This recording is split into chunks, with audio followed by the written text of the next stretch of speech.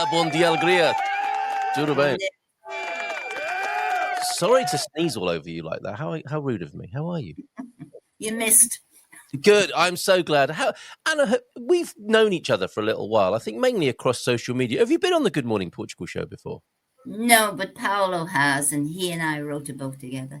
Of course. Well, it's lovely to meet you almost in person like this. You've got a new book out, and as you say there, you've written books with the marvelous Paolo Fornassi, our friend in Albufeira. This is your new one, isn't it?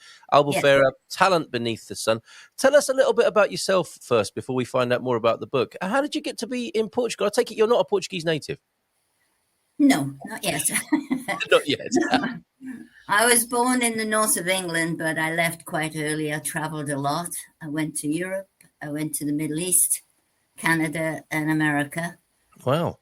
Then I went back to England for 5 years in Cornwall, which I loved, but not the weather. No. So had a few months in Greece before I came to Portugal. So, wow, what an accomplished world traveller. Which bit of the north of England are you from? Newcastle.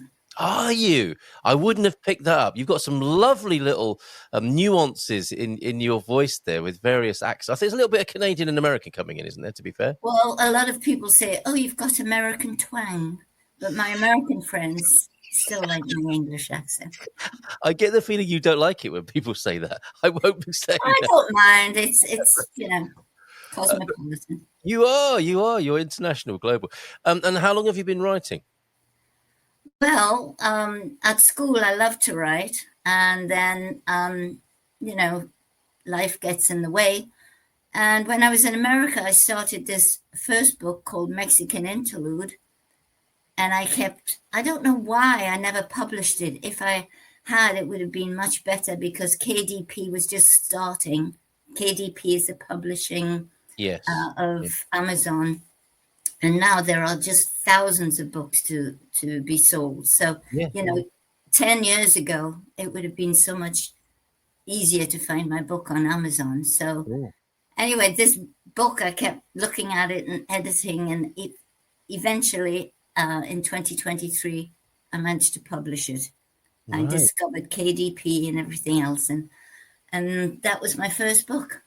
You make a very good point. It is a very interesting sort of marketplace now, isn't it? And it's very easy to bring your own book and your own publishing to the marketplace and for other people's perusal. Yeah, can you imagine if you started publishing books 10 or 20 years ago, as you say? Exactly. Anyway, here you are. How many have you published altogether now?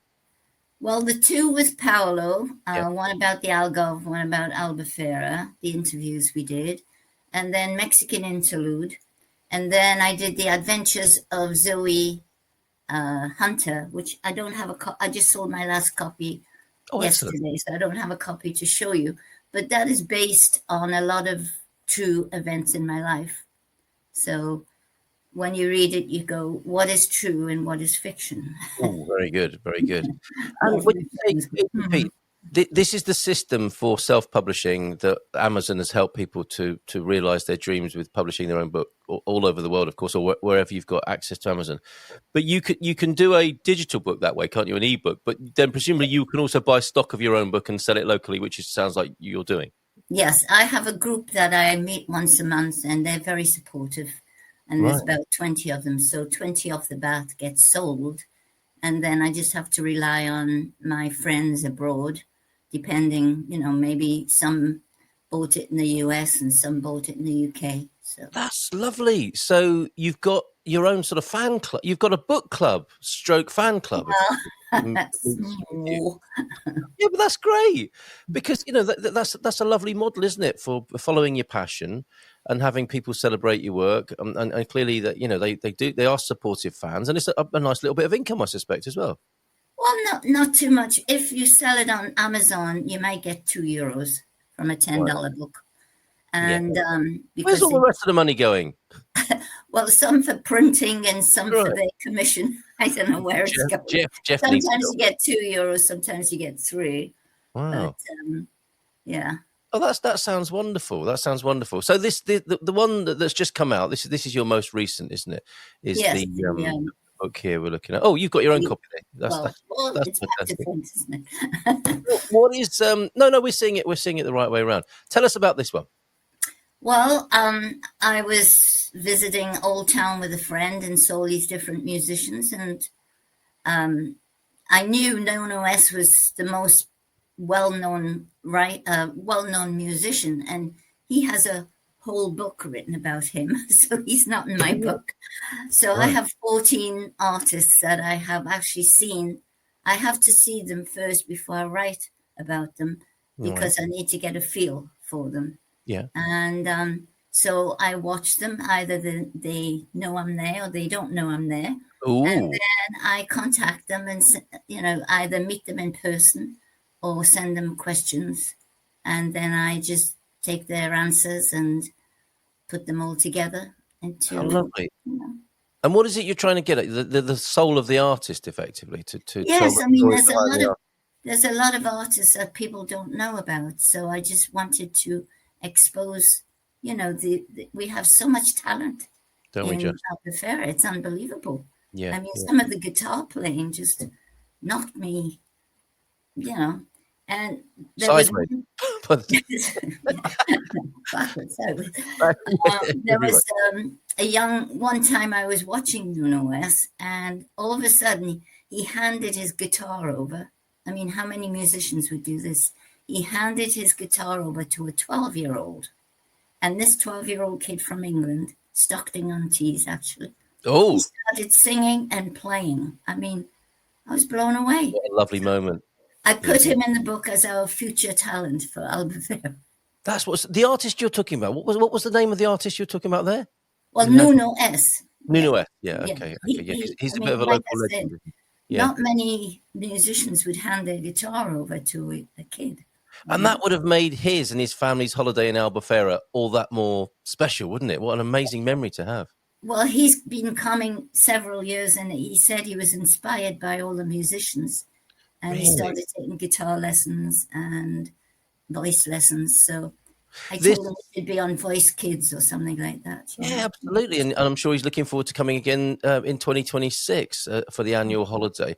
This book's important as well, isn't it, from the sort of PR point of view for Albufeira? Sadly, we hear about the sort of drunkenness and the excesses that sometimes happen in Albufeira. This is also what's going on, the incredible music scene you're talking about, and people having the most wonderful time. Is that part of your motivation? Yes, because lately there's been a few incidents, we'll say, and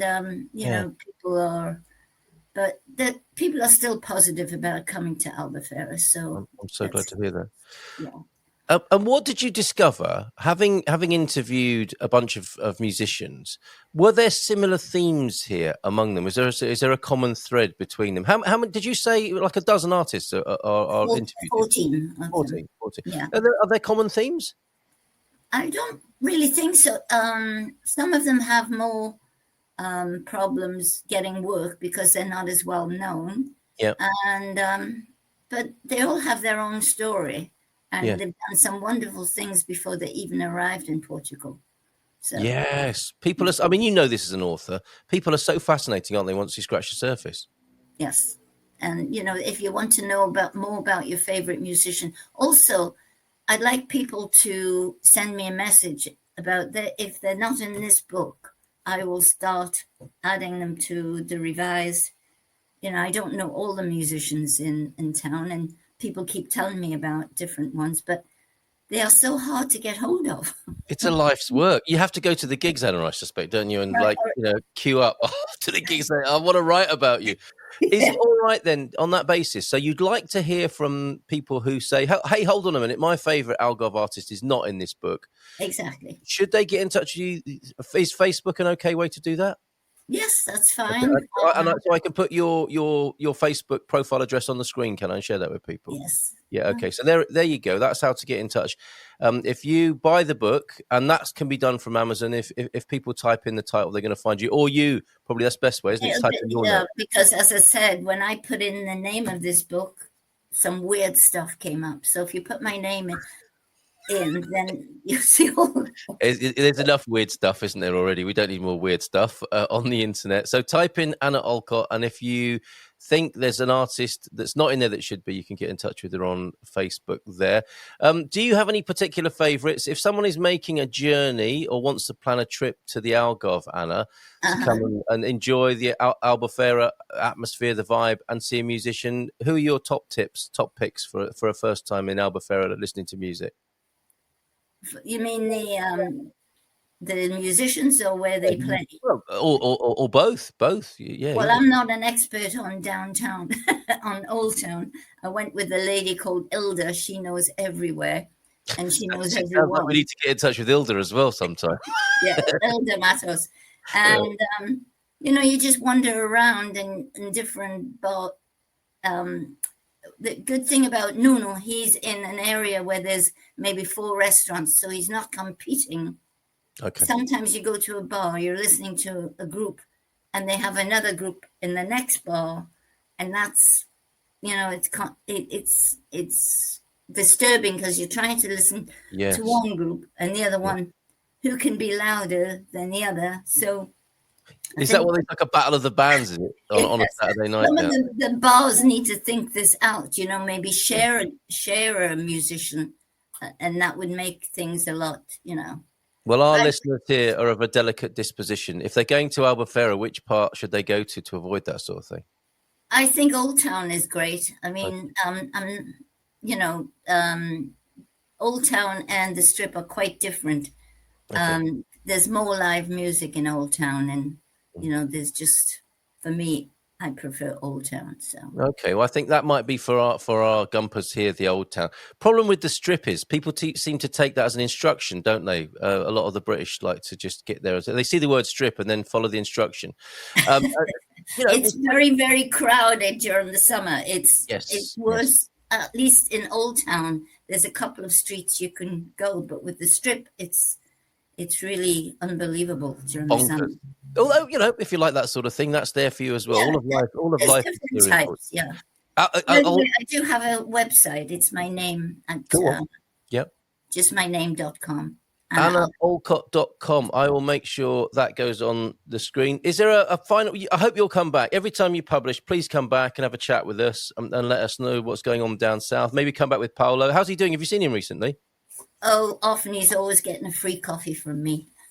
He's a rascal. He's probably got a special. I do have another book. This one here. This is oh, nice. Short stories and simple poems. Excellent.